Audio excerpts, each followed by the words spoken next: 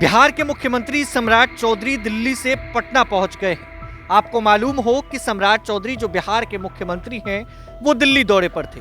केंद्रीय गृह मंत्री अमित शाह से उन्होंने मुलाकात की, चिराग पासवान के साथ उन्होंने बैठक की, जीतन राम मांझी के साथ उनकी मुलाकात हुई और कई बड़े एनडीए के नेताओं के साथ, बीजेपी के नेताओं के साथ सीएम बनने के बाद उनकी मुलाकात हुई है। बिहार में कैबिनेट एक्सपेंशन होना है और एक्सपेंशन के ठीक पहले अमित शाह के सामने वो लिस्ट लेकर पहुंचे थे। अमित शाह ने मंत्रियों की लिस्ट फाइनल कर दी है और मंत्रियों की लिस्ट लेकर वो पटना पहुंच गए हैं। देखिए, बिहार के मुख्यमंत्री सम्राट चौधरी ने बंगाल चुनाव को लेकर भी एक्स पोस्ट किया है। बंगाल में इस वक्त चुनाव की काउंटिंग जारी है और पटना में भी माहौल बनने लगा है। बीजेपी के कार्यकर्ताओं के तरफ से जीत का आश्वासन दिया जा रहा है, बड़े नेताओं की तरफ से आश्वासन दिया जा रहा है। तो दूसरी तरफ बिहार के मुख्यमंत्री सम्राट चौधरी ने भी अब अपने एक्स पोस्ट में तमाम बातों को लिखा है। तो देखिए, वो एक्स पोस्ट जिसमें सम्राट चौधरी ने लिखा है कि जिस बंगाल में श्यामा प्रसाद मुखर्जी पैदा हुए, वो बंगाल हमारा है। साथ ही साथ बंगाल की जनता का उन्होंने आभार जताया है। उन्होंने शुभकामना बंगाल की जनता को भी दी है और बंगाल में इस वक्त चुनाव जो हुए उसके काउंटिंग चल रहे हैं। एक तरफ ममता बनर्जी भी जीत का दावा कर रही है तो दूसरी तरफ भारतीय जनता पार्टी। लेकिन पटना में और बिहार में भी माहौल बनने लगा है।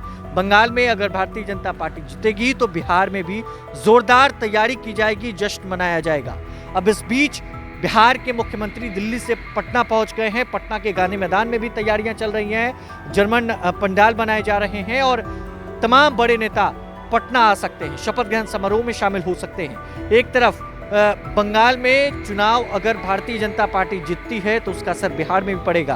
बिहार में भारतीय जनता पार्टी अपना शक्ति प्रदर्शन शपथ ग्रहण समारोह में दिखाएगी। तो देखिए, अमित शाह ने मोहर लगा दी है और बिहार के मुख्यमंत्री सम्राट चौधरी पटना पहुंच गए हैं।